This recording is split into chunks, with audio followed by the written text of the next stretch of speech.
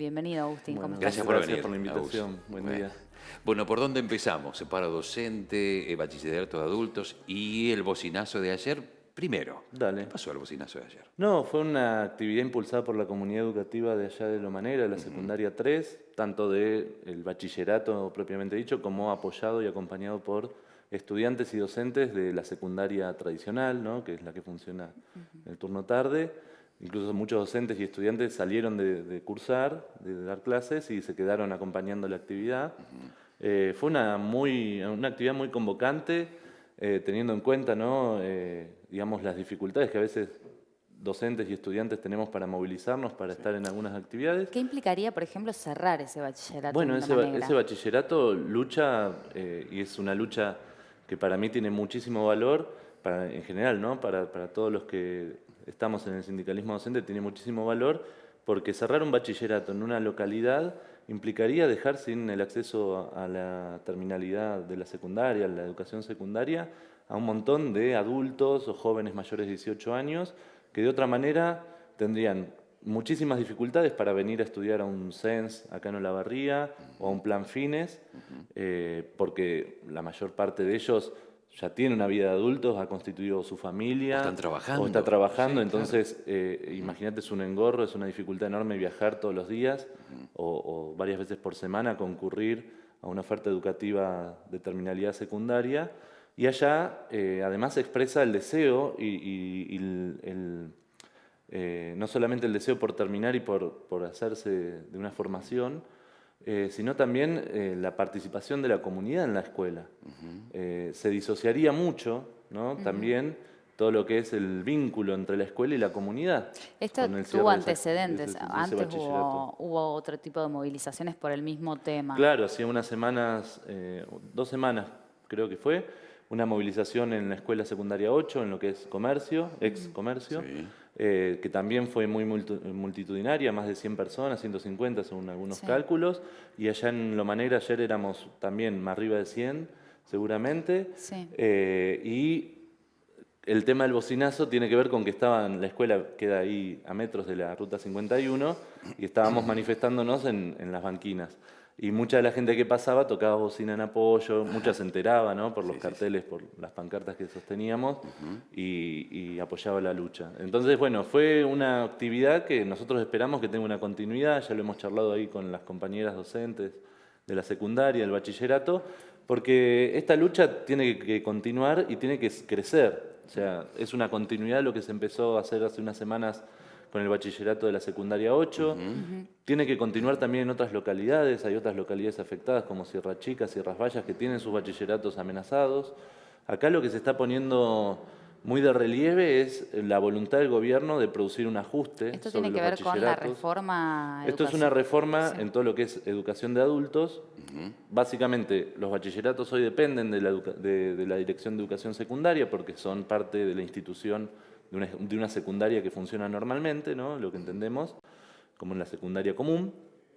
Y es una modalidad digamos, de acompañamiento a aquellos jóvenes y adultos que ya no pueden continuar en el turno mañana o turno tarde. Afectan a Fines, a COA, a todos. Y entonces lo que se trata de hacer es transferir Ok. esa matrícula y transferir incluso a los docentes del ámbito de la educación específicamente secundaria, la educación de adultos. Sí. Esto trae como corolario, como en educación de adultos no se ha invertido prácticamente lo suficiente para el desarrollo de secundarias de adultos, para el desarrollo de planes de terminalidad, de acompañamientos y a las trayectorias educativas de los alumnos, Sí. tiene que ver con que la gran parte de la matrícula y la gran parte de los docentes van a quedar confinados a los que ya están funcionando, que son los planes fines, Sí, eso las te iba a modalidades preguntar. que ellos pretenden, que el gobierno provincial pretende sostener son modalidades semipresenciales de educación a distancia, lo cual no está mal en la educación normal, pero cuando lo que uno tiene son matrículas de estudiantes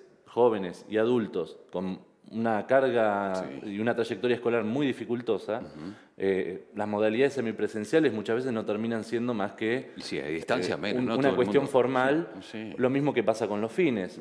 Los fines han sido una posibilidad de un montón de estudiantes de Sí. llegar a un título secundario, pero a costa de una devaluación educativa muy grande, porque son modalidades de 2 días por semana, un ciclo educativo reducido y finalmente el estudiante que pasa por un Fines no sale preparado de la misma manera que un estudiante de bachillerato de adultos. ¿Eso está estudiado, Agustín, Sí, o es una incluso, a ver, apreciación tuya? compañeros, no, es una cuestión, no sé si tiene algún estudio o si el gobierno se ha encargado de estudiarlo, pero nosotros tenemos compañeros que terminan el Fines y estudiantes, ¿no?, que hemos acompañado, terminan el Fines y quieren entrar a una carrera terciaria o en la universidad y se chocan contra una pared porque el Fines no los prepara Pero para es el algo ritmo, que también para está la modalidad de pasando hoy día estudio. con los secundarios Obviamente tiene comunes. que ver con una degradación educativa de conjunto, de la cual son responsables las reformas que venimos sufriendo estudiantes y docentes en la educación desde los 90 hasta acá, ¿no? Ha habido una degradación de conjunto de los contenidos, del financiamiento educativo, ¿no? Porque si uno no acompaña la política educativa con los recursos necesarios, obviamente la calidad se ve dañada. Cuando hablas Tiene de que ver- financiamiento, ¿a qué te referís específicamente? ¿A lo que es infraestructura o a lo que es de conjunto. presupuesto en Todo lo que es docentes? el presupuesto que se destina a la educación pública, que como bien sabemos, desde la descentralización, desde la transferencia de las escuelas de la nación a las provincias, a las distintas provincias, que fue durante el menemismo, ha venido en desmedro el financiamiento, porque el Estado nacional, que es el que más recauda, es el que menos destina a educación. Y toda la responsabilidad del financiamiento educativo termina recayendo en los presupuestos provinciales. Hablando de eso, del financiamiento educativo, la semana pasada, Agustín, aquí en Informales, Mayra Lagano nos hablaba de los 3.000 pesos que cobran los docentes por la capacitación extra, diríamos, del horario que tienen que se cumple en una escuela. ¿Qué opinión tenés al respecto? Bueno, eso en primer lugar no es algo que esté sucediendo, es una propuesta que largó el gobierno en algunas de las últimas negociaciones que se dieron de las mesas de negociación, que todavía no es efectivo.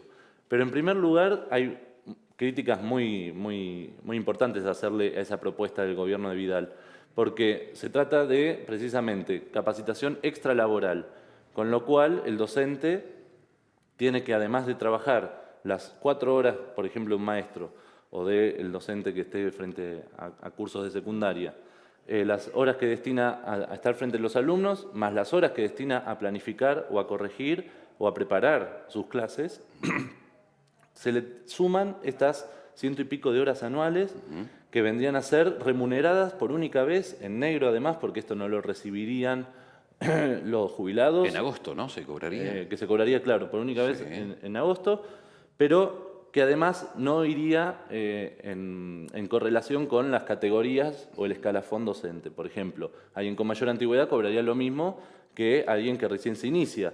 Y sin embargo, digamos, no se le reconoce esas cuestiones. O la de favorabilidad. ¿Y hay alguien alguna que da- cláusula de cantidad de horas, cantidad de puntaje? ¿Cómo es Las eso? 140 y algo, ¿no? Sí, son más de 100 horas de trabajo que se remunerarían, como te decía, en negro por única vez, con 3.000 pesos. Si uno hace el cálculo, es irrisorio lo que te están ofreciendo para que vos, por fuera de tu carga horaria, que ya es bastante abundante, sobre todo si alguien quiere conseguir un sueldo para llegar a fin de mes y vivir por encima de la pobreza, porque hoy lo que hay que decir es que la mayor parte de los docentes que recién se inician y hasta incluso con 10, 15 años de antigüedad, cobran por debajo de lo que es la canasta de pobreza.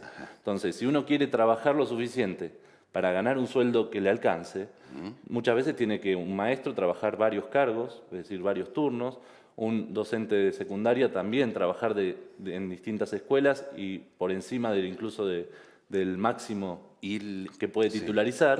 Y estas cuestiones, después, cuando uno va, si se le suma una carga de capacitación, de horas de capacitación, que son remuneradas en negro y de una manera pésima, porque si Por única vez anual. por única vez anual, Sí.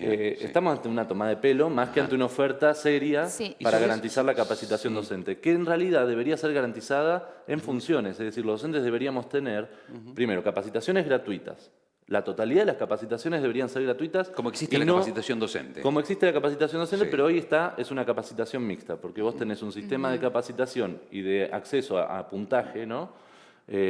Que por un lado viene por una parte promovido por el Estado a través de los centros de investigación e innovación educativa, lo sigue, o de distintas ofertas que promueven las direcciones de educación de la provincia, pero por otro lado, y la gran parte del sistema está en capacitaciones, cursos privados que uno paga, digamos, no está muy claro cuál es el beneficio a la formación docente, porque muchas veces incluso los exámenes que toman, digamos, son meras formalidades para cumplir ¿Eso con el trámite. ¿Es legal? O sea, ¿es legal? Sí, ¿Se hoy en día es cuenta legal. como puntaje? Y ya desde hace décadas que es ¿Y legal. qué opinión tiene? Y esto en realidad va en desmedro de la formación real de los docentes para dar clases, para prepararse y capacitarse, y va en desmedro también de la calidad educativa que brinda, pero además de los propios docentes que queriendo capacitarse con un sueldo que no, como les decía, en la mayoría de los casos no alcanza el nivel de la pobreza, es imposible, digamos, muchas veces